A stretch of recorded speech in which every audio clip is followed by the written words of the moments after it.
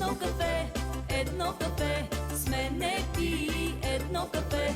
5 минути искам само на кафе да бъдем двама.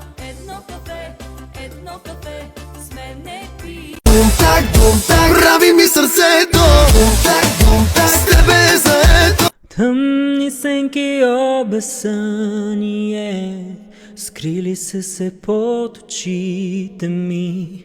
Откривам се в бледо отражение на грешките допуснати преди. Изгубвам се отново в спомени с напразните надежди останали на хиляди парченца стъклени. В теб разбивам се. Късно е да казвам, че съжалявам за тебе вече, сякаш съм невидим. Късно е да мога лентата да върна за тебе вече, сякаш съм невидим. За тебе сякаш съм невидим, за тебе сякаш съм невидим. За тебе сякаш съм невидим. Айде, Саши, чао! Ей, къде е този Георги, бе? Защо още не се е прибрал, бе? Къде е този малкият свят? Мале, каймака не е извадил, не е изчистено, нищо не е направил. Олей, Не е направил. майка ми пак е откачила. Как не го издрам той малко зверче, бе? Как не го издрам, бе? Ще ми излиза той без да те пита. Ей, само да се прибере, само да се прибере.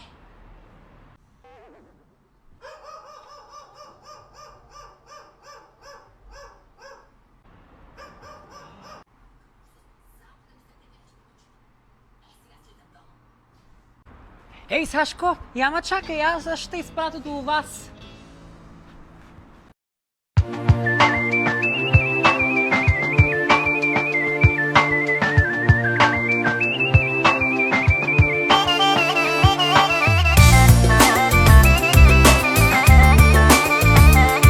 Един съвет към всички и пешеходци и шофьори. Първо започвам с пешеходците. Бъдете винаги внимателни. Бъдете на щрек, бъдете на 4 очи, когато пресичате, независимо дали на пешеходна пътека или не, дали на светофар. Винаги се оглеждайте, винаги имайте усет какво се случва около вас. Извадете си слушалките от ушите, спрете да си гледате в телефоните, пресичайте правилно, защото не се знае какъв човек стои зад волана на някой автомобил. Ако някой се нуждае от помощ да пресече, помогнете му. А сега и за шофьорите, това същото се отнася и за вас.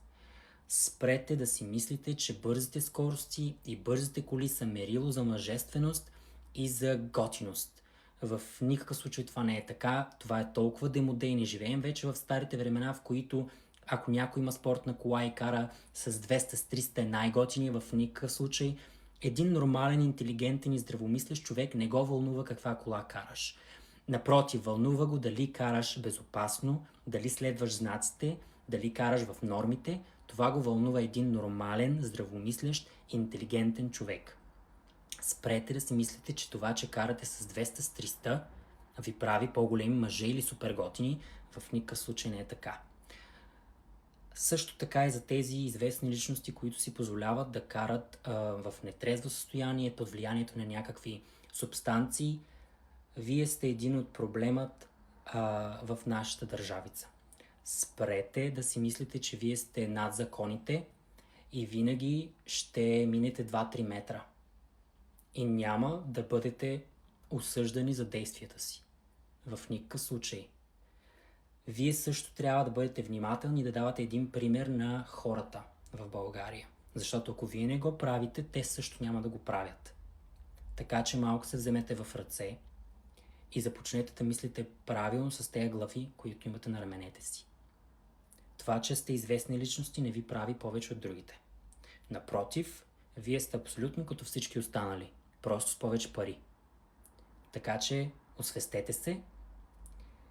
Всички шофьори, всички пешеходци, бъдете внимателни, защото според мен в България имаме толкова много проблеми, но най-големият ни проблем е войната на пътищата. Така че бъдете по-разумни и карайте внимателно. Защо заминах да живея и работя в Англия? Това е един от най-често задаваните ми въпроси тук в социалните мрежи. Затова днес реших малко да се отпусна и да поговоря за личният ми живот и да ви разкажа в едно кратко видео за това как се случиха нещата.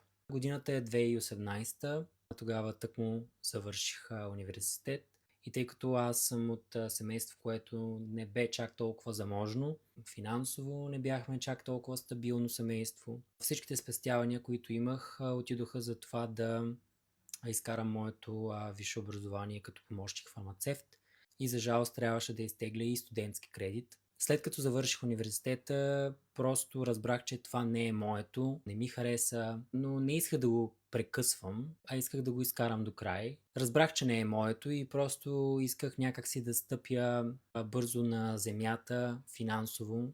Имам предвид да се оправя финансово. Затова аз и част от моите роднини решихме да заминем за чужбина. Те да се оправят финансово, аз да се оправя финансово, да си стъпиме здраво на краката. Варианта беше да заминем за Англия, тъй като знам английски, имахме така оферта и естествено първата работа, която работихме, беше на полето. Да, някой ще кажат, брал си ягоди ли? Всъщност да, брах ягоди. Никога не съм го крил и няма да го крия, няма срамна работа. Аз съм човек от село и имал съм доста подигравателни коментари под видеята ми, в които са казвали, йо, ти си берач на ягоди, заминал си в Англия да береш ягоди и така нататък. Искам да ви кажа, че няма нищо срамно в това. Няма нужда да се подигравате с хората. Хората поне си изкарват хляба с честен труд и пот. Да, реших да бера в началото карфиол, след това ягоди. След това се прибрахме в България отново за малко и реших с приятели този път да заминем в чужбина отново. Но този път започваме да работим в различни складове за зеленчуци, плодове, за дрехи, аксесуари, обувки и така нататък. Но дойде COVID и ме съкратиха от работа и отново бях в самото начало. Но, слава на Бога, тук в Англия ми помогнаха по проект да успея да намеря работа, която и до ден днешен работя. Направиха ми едно хубаво резюме, CV, в което обясних, че искам да се занимавам с нещо социални мрежи, защото тогава тъкмо бях започнал да се занимавам и с това, което в момента виждате. И може би до някаква степен вие ми помогнахте непряко да си намеря тази работа, която в момента си работя като менеджер на социални мрежи и маркетинг за една нестопанска организация в Англия. Това е като цяло. Заминах за чужбина да работя и да живея заради финансови проблеми. Благодаря ви, че гледахте, за тези, които са останали до края. Ако искате да виждате такива видеа, в които разказвам за живота си, кажете, напишете в коментарите. Ще се радвам да ви разкажа малко повече за мен. Мамо, може ли песничка за лека нощ? Разбира се, миличък. Зайченцето бяло, цял ден си играло в близката горичка с една сърничка. Мамо, може да ми изпееш една песничка за лека нощ? Бе, Георги, какво ме занимаваш сега да ти пея тука, па? Не си ли достатъчно голям? Айде! Добре. На кашлица, щом дойде ред, на помощ идва Мария Мед. Прополис, бял ружей с мед, избирам теб, Мария Мед. Айде, достатъчно ти е. Кажи нещо. Какво те вълнува? Кажи нещо. За какви теми обичаш да говориш? Нещо конкретно? Айде!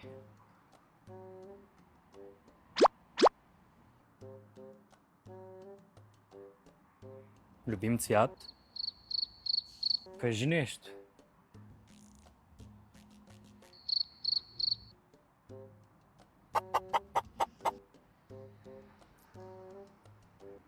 Да се целувам, искаш ли?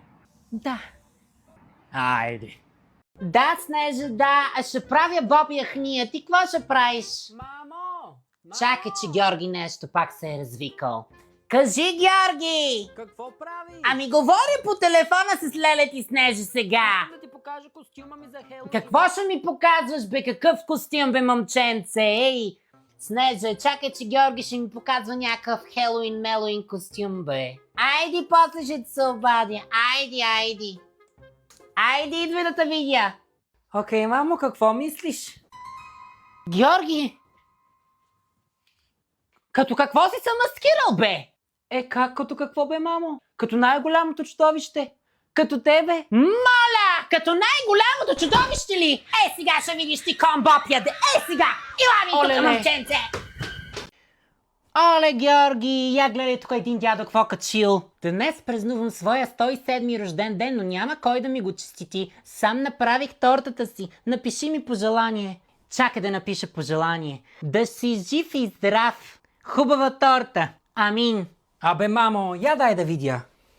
Оле, това е снимка направена с AI. Бе, какво е той пък сега AI? Глупости. Истински човек е. Виж, на 107 години торта си опекал човека. Не, това е направено с изкуствен интелект за харесвания. Изкуствен интелект ли? Не е вярно. Вчера Леля ти Снежи ми прати една снимка на едно момиченце на 1 година само си построило къща. Ти кога? Ти и обувки ти още не можеш да си вържиш сам. Оле, гледай, жена на 104 години и тя си изпекла сама торта. Хей, амин.